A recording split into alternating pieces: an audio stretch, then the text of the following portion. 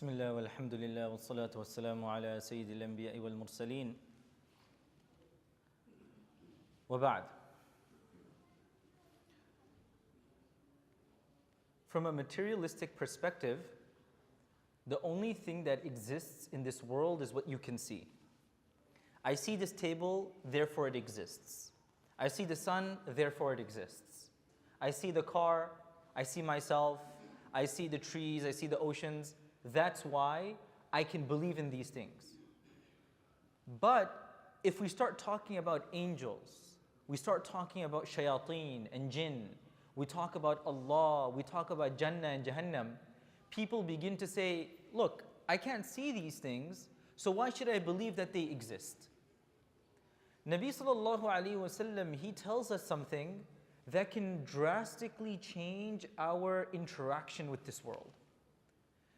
Because from this very materialistic perspective, when I'm eating and I don't say Bismillah, I'm not getting full and I'm thinking to myself, I wonder what's happening. I'm not saying salam and then there's argumentation in my relationship and I'm complaining what's happening. I go into the bathroom and I'm very unmindful of cleanliness and then I get waswasa and I start complaining what happens. The recipe and the cause of all of this, Rasulullah ﷺ explains to us that there are other forces at play when you are doing what you're doing. The hadith that we're covering today is a beautiful hadith that teaches us there's more to the world than what you see. He sallallahu alayhi wasallam, he tells us, إِذَا دَخَلَ الرَّجُلُ بَيْتَهُ فَذَكَرَ اللَّهَ عِنْدَ دُخُولِهِ وَعِنْدَ طَعَامِهِ قَالَ الشَّيْطَانُ لَا مَبِيتَ لَكُمْ وَلَا عَشَاء. When a person enters his home and he says Bismillah, the shaitan stops right at the door. And he says to all of his friends, La mabita lakum, we can't enter inside today.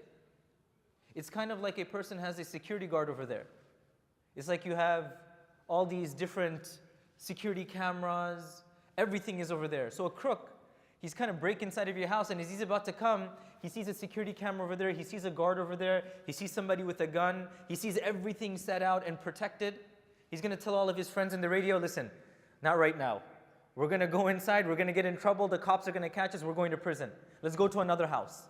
That's exactly what shaitan says. He's about to come inside. When the person says Bismillah, all of a sudden the angels come in the guard. They're waiting by the door.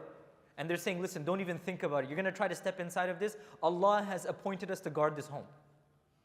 Then the second is when a person is eating. A person is eating and they say Bismillah.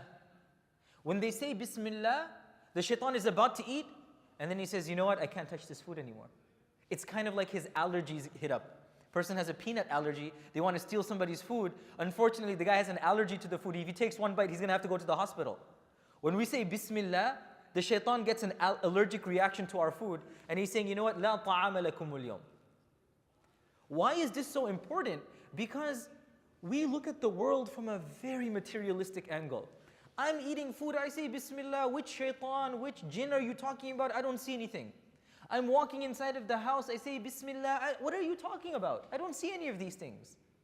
But Nabi ﷺ says, a lot of times at the root, at the heart of the problems that you see around you is because of the absence of Allah subhanahu wa ta'ala. At the absence of Allah subhanahu wa ta'ala. We hear this verse, أَلَا بِذِكْرِ اللَّهِ تَطْمَئِنُّ الْقُلُوبِ.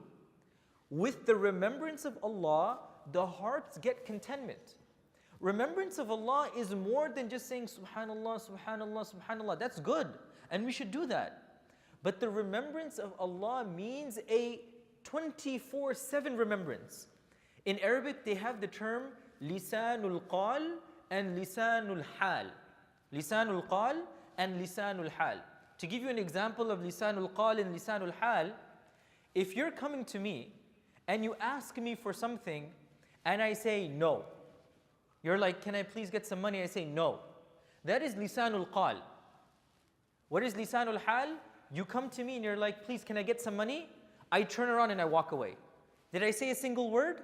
No. But my situation, my state, my movements are telling you, listen, I'm not going to give you anything. The ulama say, أَلَا بِذِكْرِ اللَّهِ تَطْمَئِنُّ الْقُلُوبِ. Remembrance of Allah is not only lisanul qal, it's also lisanul hal.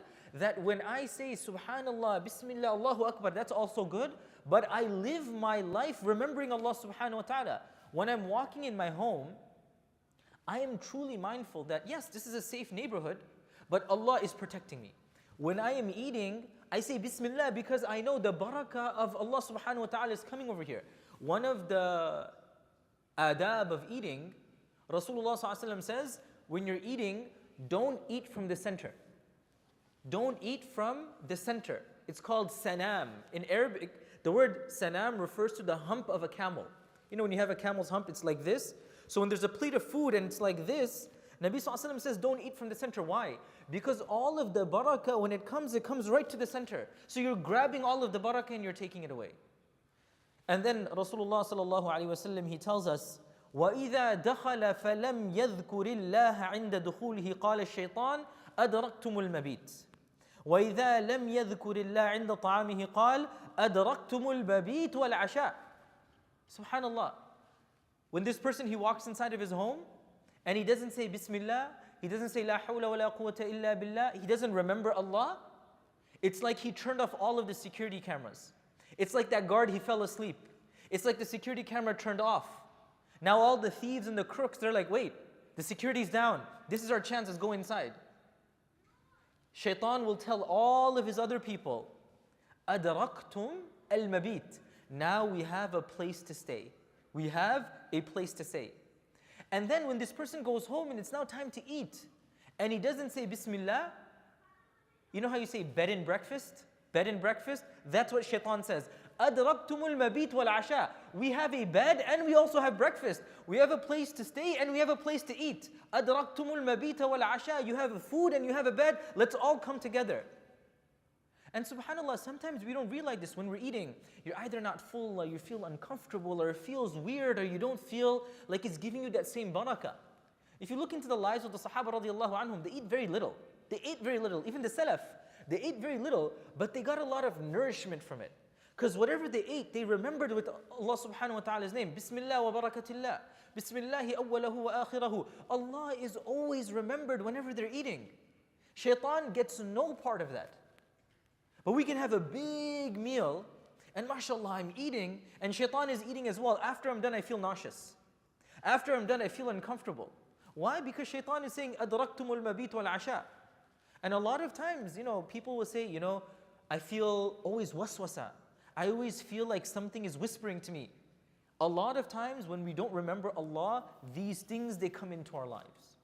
So, in summary, this world that we live in, it's not only us. As we're sitting in this masjid right now, we have to be mindful there are angels in the masjid. There are jinn in the masjid. They're praying, they're doing ibadah. We're never alone. So what I do can impact and influence everybody around me. I mean, think about it. Nowadays, it's so easy. I have my phone. All I have to do is press one button, and all of a sudden a message is going to somebody. You have these quick messages. Somebody asks me, how are you doing? Automatically, you'll say, I'm doing fine. I just click that button. So one button, if it can send a message to somebody, if I just say Bismillah, Allah can protect my house completely. If I say Bismillah when I eat, Allah can protect me. Very small changes, but it changes our mindset. Remembering Allah when we do these things are more than just saying Bismillah. It's a psychological, it's an idea of being aware of Allah subhanahu wa ta'ala. So in summary, the hadith says, إِذَا دَخَلَ الرَّجُلُ بَيْتَهُ. When somebody enters their home and they remember Allah subhanahu wa ta'ala, Shaitan says to all of his friends, لَا مَبِيتَ لَكُمْ وَلَا عَشَاءَ لَكُمْ. There's no home for you and there's no food for you. But when the person forgets to say Bismillah, he calls all of his friends from all over the world and he'll say, look, we got bed and breakfast in this person's house. Everybody hurry up and come. He forgot to recite the dua. So let's remember it. And it's not a long dua. We don't have to recite Surah Al-Baqarah when we walk inside. It's just Bismillah. Bismillahi la hawla wa la quwwata illa billah. Bismillahi tawakkaltu ala Allah. Bismillah wa barakatillah. Very few words, but it adds a lot of barakah in our lives. May Allah subhanahu wa ta'ala inspire us all to remember Him in our every step before we enter our homes. And may He protect our homes from the influence and the athar of shaitan and jinn. May He protect us from nadar and hasad and from all of the evil influences outside of this world. Ameen ya Rabbil Alameen. Subhanallah wa bihamdi, subhanakallahumma wa bihamdik. Ashhadu an la ilaha illa anta astaghfiruka wa atubu ilayk. Jazakumullahu khairan. Wassalamu alaikum wa rahmatullahi wa barakatuh.